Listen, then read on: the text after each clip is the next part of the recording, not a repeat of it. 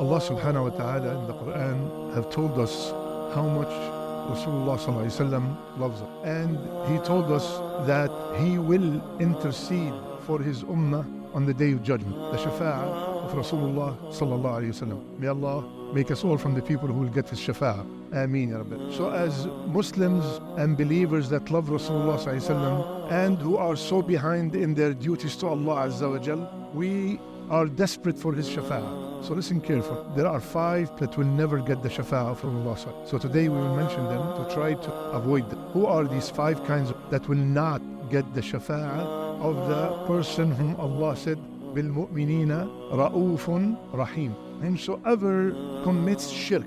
And I'm not talking about a mushrik. That mushrik is not going to see the, is not going to see the Jannah anyway. I'm talking about a Muslim committing acts of shirk. What's the evidence? Rasulullah sallallahu alaihi wasallam, he said, every Nabi, every messenger was given an answered dua. Allah offered every Nabi, say whatever you want, and you got it. فَتَعَجَّلَهَا. Every Nabi got his own, and I saved mine for my ummah to the day of judgment. And I will cover all my ummah except the one who commits shirk. Like, unfortunately, we all know in our country, people who go to the qubur, go to the graveyards, and they ask the people who are dead for help. The people who go to the fortune teller, what is she claiming or what is he claiming? He's claiming that he knows the unseen, صح? He knows the ghaib. So that is, and the only one who knows the ghaib is Allah. So now there's a partner in knowing the ghaib, which is that guy, and you went there to ask him for something. So you have committed an act of shirk. You are a Muslim, you're still saying La ilaha illallah, but you have committed an act of shirk. And if you believe, listen to this. Rasulullah ﷺ said, if you believe what that fortune teller tell you, فَقَدْ كَفَرَ بِمَا أُنزِلَ عَلَى مُحَمَّدٍ. You have left Islam. So the first category that will not get the Shafa'a of Rasulullah ﷺ are the ones who have committed shirk, or they are committing shirk on a regular basis. Not as someone who committed one time and then he asked for forgiveness. Absolutely, this is, alhamdulillah, that there's something called tawbah. Maybe some of us here have went to these things and made tawaf around the grave and all that stuff. And alhamdulillah, you can ask Allah for forgiveness and don't do it again and you will be saved. Second, صنفان من أمتي لا تنالهما شفاعتي إمام ظلوم ومارق وغال مارق. What does that mean? 2 kinds of people. Here, this one will include 2 people. So we have 1, 2, 3. 2 kinds of people will not, two kinds of people of my ummah will not earn my shafa'a. Imam Zalum. Imam here does not necessarily mean an imam who leads the salah. Any leader, king, president, father, principal, imam, amir of a masjid, anyone who has been given the authority and he's zalum. He is an oppressor. He did not treat his people with adl, with justice. He will not get the shafa'a of Rasulullah sallallahu alayhi wasallam.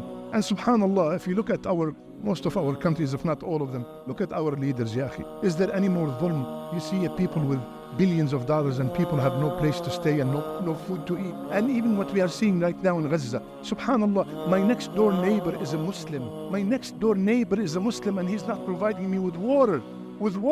He's depriving me from the basic necessities of life. Rasulullah ﷺ said a woman entered Jahannam because she deprived a cat from food and water. How about depriving a nation, 2 million people, if a cat led a person to the hellfire? Imamun Zalum, a person has been assigned. That's why do you think Rasulullah ﷺ said, do not fight for leadership. Do not ask, I want to become a leader. No, Habibi, you don't know what you're getting into. You will be questioned about every single person under your authority. How did you treat them? Be very careful.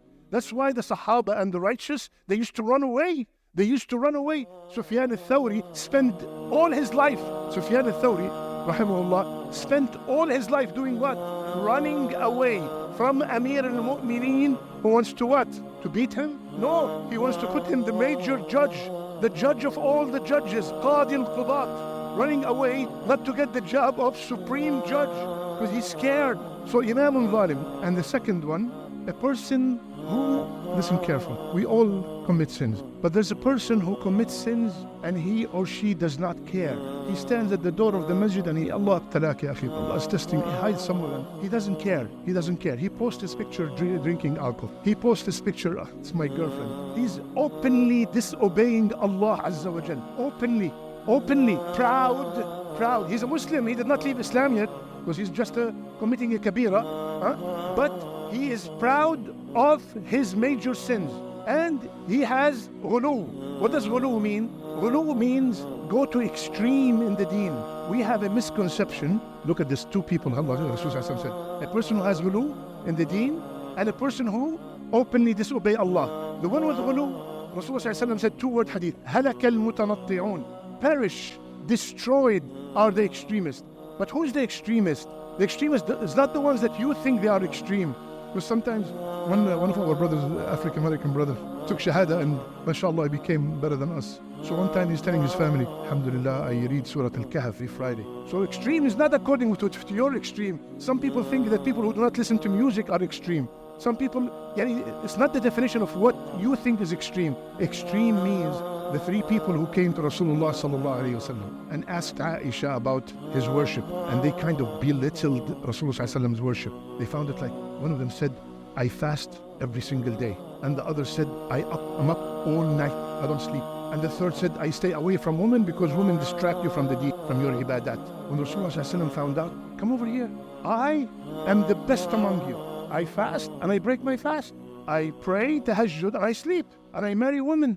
And this is my sunnah. Whomsoever is away from my sunnah is not from us. This is Guluw. And Rasulullah ﷺ told us about the Guluw, extremism. Even, look at this, look how careful he was of us going to extreme. A person brought to him a stone to throw jamarat. He looked at the stone, and we all know that the stone has to be maximum by the chickpea size, right? Okay. So they brought the stone a little bit bigger. Not like, gonna see a guy carrying a rock and then he's like a bowling. So he looked at the stone and he said, this is too big.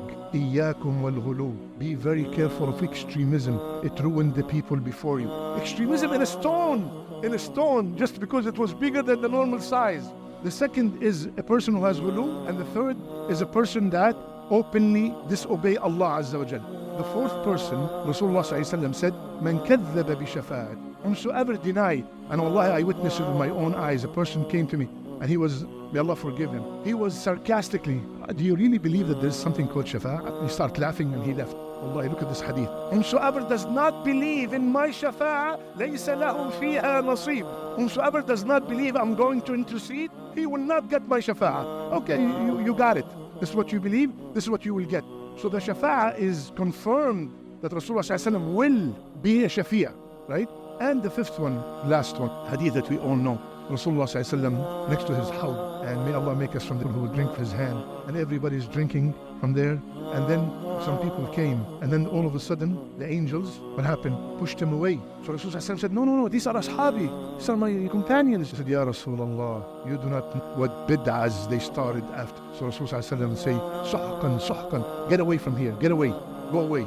Starting and innovating in the Deen, starting new things in the Deen, as if we have completed all the things and we want some more stuff to do. Ya akhi, let's finish the things that we are supposed to do. Why do you want to invent in the Deen? Why do you want to come up with new stuff in the Deen? The safest thing is to follow what Rasulullah told us. This is an action that he did. Alhamdulillah, do not add, do not subtract, do as much as you can, but do not invent new things in the Deen and belittle them. And sometimes when an innovation starts, people go to get very upset. Oh, you are an extremist. You think that this is haram to do this? My father used to do this. My grandfather. Ya Habibi, since when your grandfather is a musharri'? He is the one who's making sharia. So we take our culture and we make the culture go above the Deen. Just because I saw these people do it in my country, it became khalas, it's a must. How many times or how many of us, wallahi, I'm one of them, the whole Deen changed when we came to America. Our whole concept and understanding of the real Islam was here because we were told that this is it. Nothing else, everybody else is wrong. You have to follow this, that's it. So be careful, ya akhwan, of innovation. And it's not a coincidence that Rasulullah ﷺ every single Friday, at every minbar, in every masjid, وَكُلَّ بِدْعَةٍ ضَلَالَةٍ وَكُلَّ ضَلَالَةٍ فِي النَّارِ. Is that a coincidence? Every single Friday, every bid'ah is going to lead you go astray. Because soon, like for example, one brother, after he finished the salat, taslim, Allahumma salli, loud. So I came. He said, what's wrong with the salat on Rasulullah sallallahu alaihi wasallam? Salat on Rasulullah is haram? I said, no, absolutely, it's an act of worship. But here in loud voice in the masjid, you're doing it. Where did they say that? Did Rasulullah sallallahu alaihi wasallam say after you finish the salat, loudly say, Allahumma salli ala Muhammad? He said, I know you're kind. You people. I said, Yakhi, before you start you people and me people, let me ask you a question. After you finish Subhana Rabbi al-Azim, why don't you say Allahumma salli ala Muhammad? He said, because Rasulullah did not do it. I said, Allahu Akbar. So did he do the other one? He said, no. I said, why did you do it? All my country does it. And he left them angry. All my country does it. So you see, the deen starts like this, okay? Now my son is looking at me screaming Allahumma salli ala Muhammad after that. Then he comes and he starts doing it. And then maybe he added something, وَصَلِّ عَلَى Ibrahim, and then he starts something. And his son saw that. Give it 10, 15 years, everything will be different. That's why it's so dangerous to add to the deen. So quickly, Akhwan, the one who innovate, the one who goes to extreme, the one who does the sins openly, the one who denies that there is Shafa'a. And what was the first one? Shirk, the Shirk. All five of them, may Allah keep us all away from them.